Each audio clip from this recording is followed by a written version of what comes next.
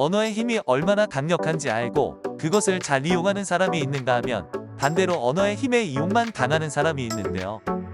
말 안에 담겨있는 진실이나 참뜻을 알지 못하고 그 말에서 느껴지는 뉘앙스로만 판단을 하는 것은 매우 위험합니다. 같은 말이라도 다르고 다르다고 어떻게 말하는지에 따라서 받아들이는 사람이 해석하는 의미가 전혀 달라질 수 있는데요. 그렇기 때문에 말을 할 때나 들을 때 어떠한 프레임이 갇히지 않도록 주의할 필요가 있습니다. 특히 정치 분야에서 프레임이 자주 이용되는데요. 선거를 유리하게 이끌어가기 위해서는 어떤 것을 프레임에 담아 선전할 것인지, 그리고 상대에게 어떤 부정적인 프레임을 씌울 것인지가 중요합니다. 그렇기에 정치는 프레임 싸움이라고 봐도 무방할 정도인데요.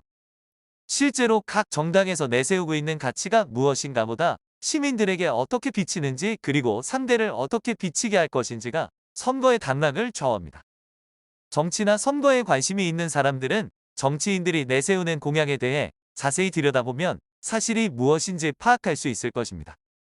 하지만 대부분의 시민들은 언론에서 보도되는 헤드라인으로 아주 잠깐씩만 내용을 접하게 되는데요.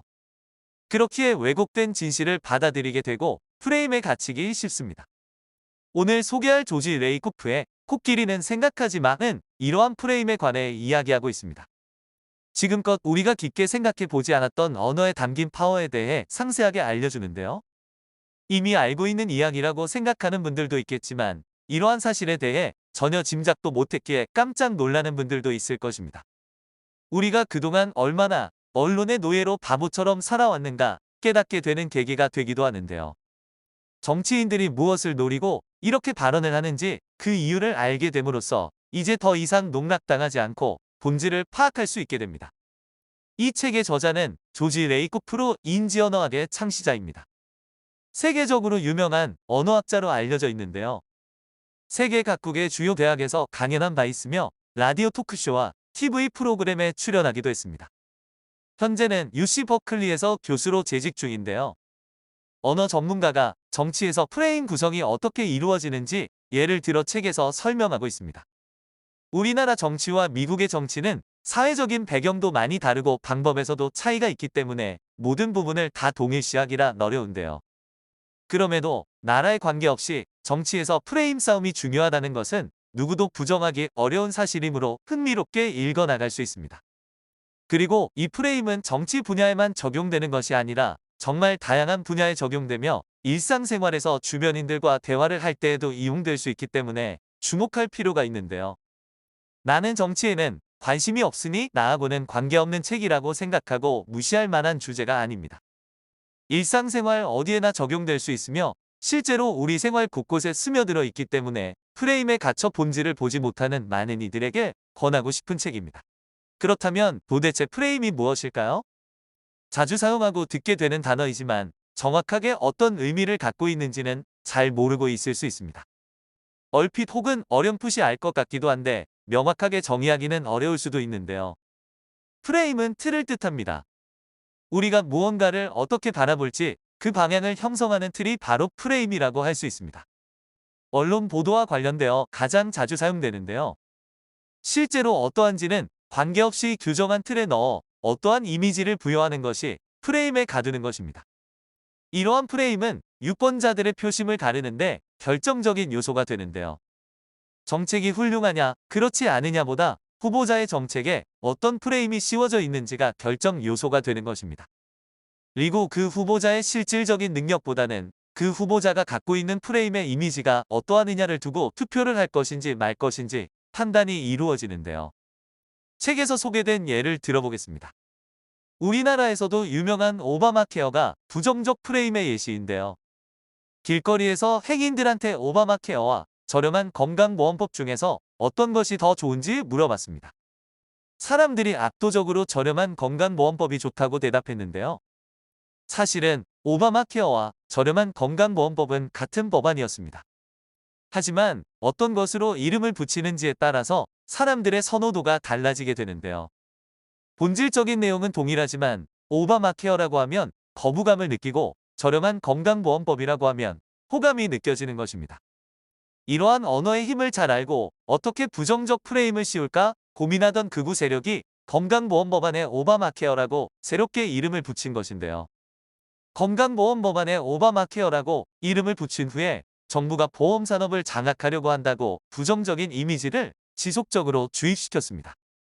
노인들의 연명치료 중단 여부에 대해서도 마음대로 결정짓는 사망선고위원회를 만든다며 대중들이 부정적으로 인식할 수 있도록 프레임을 씌웠는데요.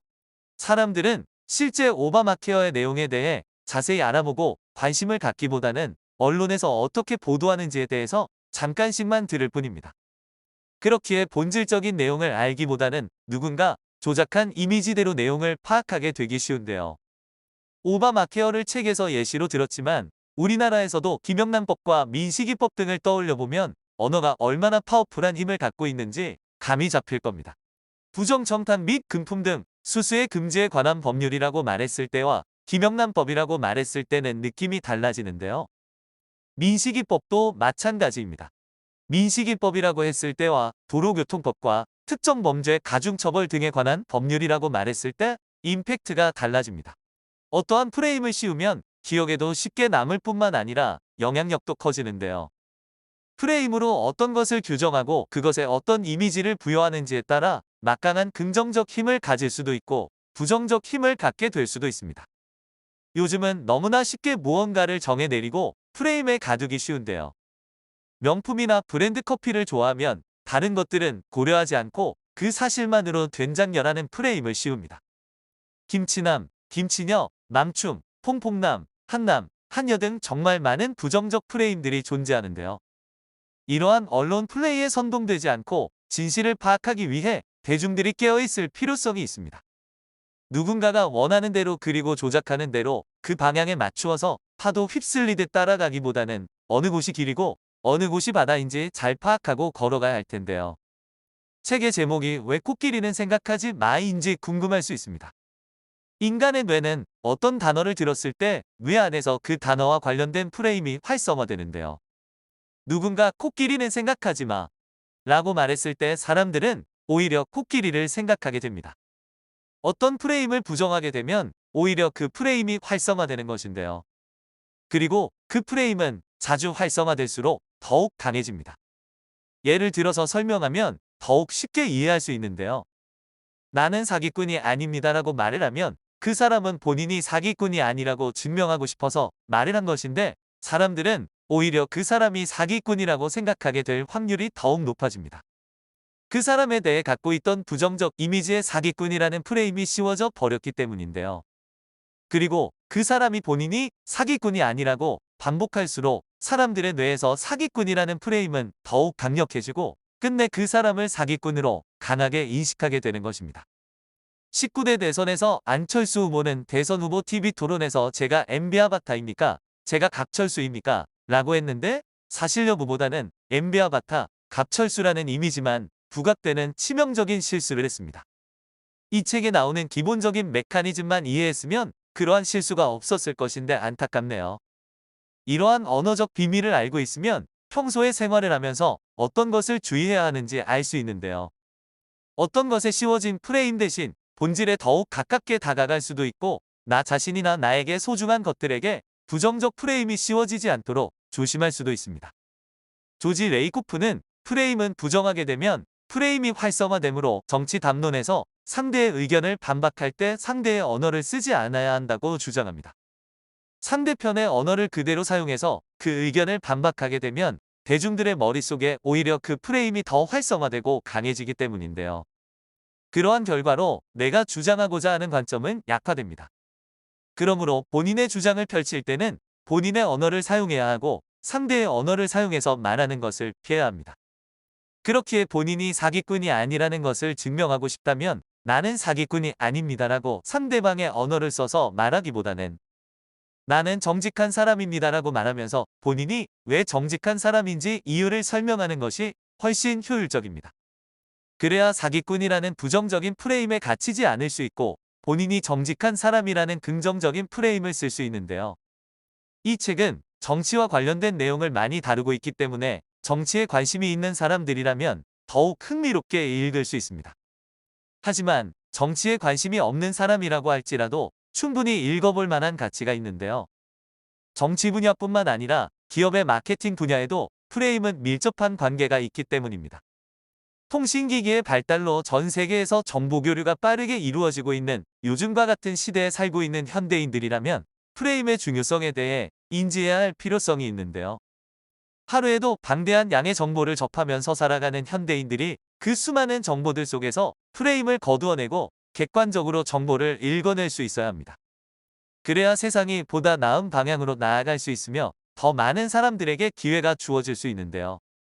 소수의 권력자들 그리고 이 프레임의 법칙에 대해 알고 있는 사람들에게만 지속적으로 혜택이 주어지는 것이 아니라 일반 시민들에게도 모두 공평하게 혜택이 돌아가야 합니다. 그러기 위해서는 프레임 이론에 대해 알고 있을 필요성이 있습니다. 이 책이 더욱 흥미로운 것은 최근 다시 개정되어 발매가 되었기 때문인데요. 초판이 발행되고 10년 후인 2018년에 전면 개정판이 나왔습니다. 초판은 총 10장으로 구성되어 있었는데요. 그 중에서 2장이 삭제되고 8장이 새롭게 추가되었습니다. 그래서 책의 절반가량이 새롭게 쓰였다고 할 수 있는데요. 초판부터 많은 사람들의 관심을 뜨겁게 받았던 만큼 저자가 할 말이 더 많이 늘어날 수밖에 없었다고 사료됩니다.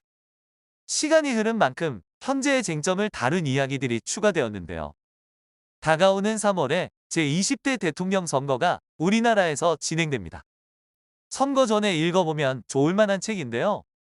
꼭 선거 때문만이 아니더라도 삶을 살아가면서 경험하게 되는 수많은 프레임들 속에서 어떤 것이 본질이고 실체인지 현명하게 파악하고 싶은 분들에게 이 책을 권합니다. 내용이 유익하셨으면 구독과 전체 알림 설정, 좋아요 부탁드리겠습니다. 감사합니다.